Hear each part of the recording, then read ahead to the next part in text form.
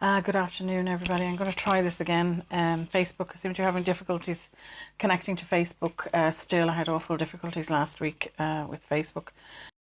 So, my name is Deborah Byrne, and I'm a psychology service on social media as DBpsychology. This week's Facebook Live is all about OCD.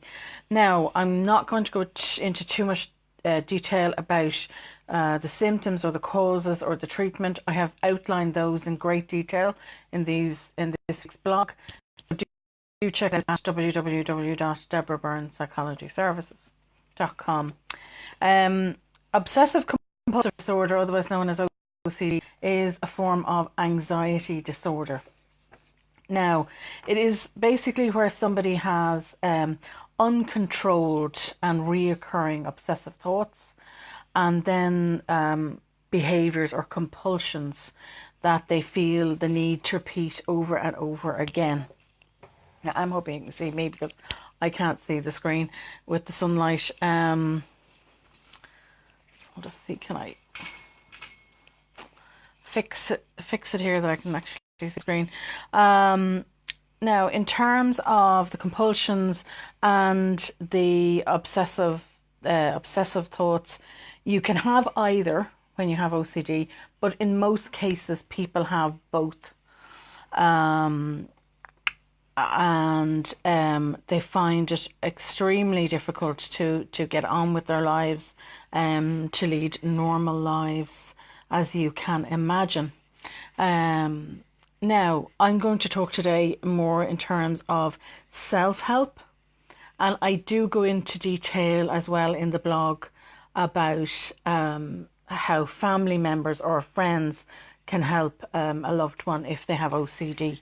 So there are about 7 suggestions there at the end of the blog. If you scroll on down and you're a family member, you can scroll on down and check out those 7 suggestions. But there are about 11 suggestions in terms of self-help, and that's what I'm going to talk about today.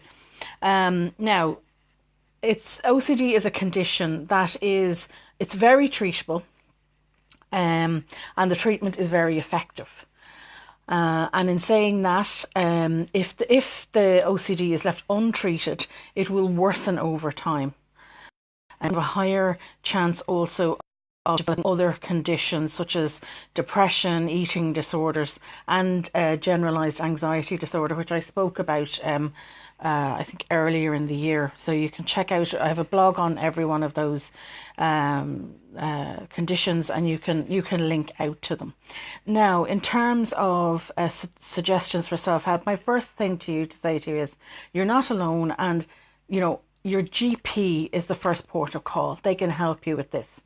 They can help you, refer you on for counselling, and the counselling is excellent, particularly CBT in this case, is used very effectively. And I've listed out a few other treatments that can be used. I've also given you, in the self-help suggestions, I've also given you what would be called a worry hour, creating a worry hour, and I go into detail as to what that is. Now, the usual suspects, of course, reduce alcohol, cigarettes, get enough sleep, eat right. If eating 3 meals a day is too much, of course, spread it out over 5 or 6 meals, have smaller meals on a regular basis, and take up some form of exercise. Even a 10-minute walk to begin with is very effective in helping raise anybody's mental health levels. And I'm running into the winter time now, so now is the time really to be to take up that sort of proactive self-help in terms of that, and perhaps looking into taking a supplement like vitamin D, and there are other supplements that are suggested that are very effective in helping your mental health. Reducing your stress, and I have a number of blogs on reducing your stress, is very, very important, because you've got to remember OCD is an anxiety disorder. So, you really need to be very active in reducing your stress and changing your lifestyle. And looking for support from family and friends. And that's why I've included that section on how family and friends can help. I would also suggest that you have to make self-care a priority at this point for yourself.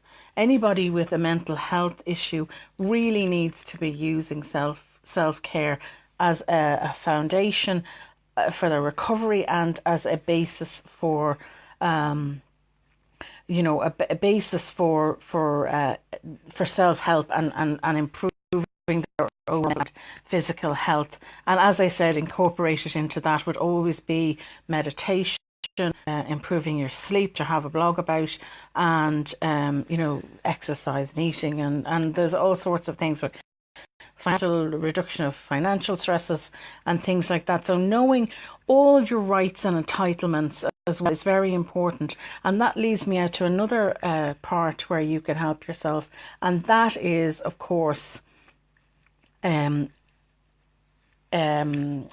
linking up with a national organisation. They will have support groups either online, and of course the online groups don't have to necessarily be just about OCD. They can be other people in there as well, and any sort of way to meet people is very important, because you can become very isolated. Particularly with OCD, you can become very isolated. So meeting people as a support group, that's somebody who understands what you're going through and knows, and can help you, support you during that time. So the support groups are very, very important. They're actually vital for anybody with a mental health illness at all, but OCD in particular, because I said it can be very isolating. So online support groups are great as well. The national organisation should be able to hook you up with those. And I've linked out to groups in the UK or Ireland, but I'm sure you can Google, if you're in a different country, you can, outside of Ireland and the UK, you can Google those organisations and can link up to them. Doing these things, self-help, self-care, is so important. You can take a very proactive stance in looking after yourself when you have a mental health problem or a disability. And the reason I always stress and give practical advice at the end of the blogs is it's empowering. When you take back control again, it's very empowering. So reaching out for help, GP, reaching out for help for the therapy, reaching out for help to family and friends, getting them, showing them this blog, or showing them, the national organisation websites, is all part of helping them understand how they can support and help you, and how you can take back control and feel more empowered in your life and get your life back on the road again. So I'm going to leave it there, and I hope to talk to you all next week at the normal time of 10 o'clock. And I'll say good afternoon. I'm so used to saying good morning. I'll say good afternoon for this week, and thank you all for listening.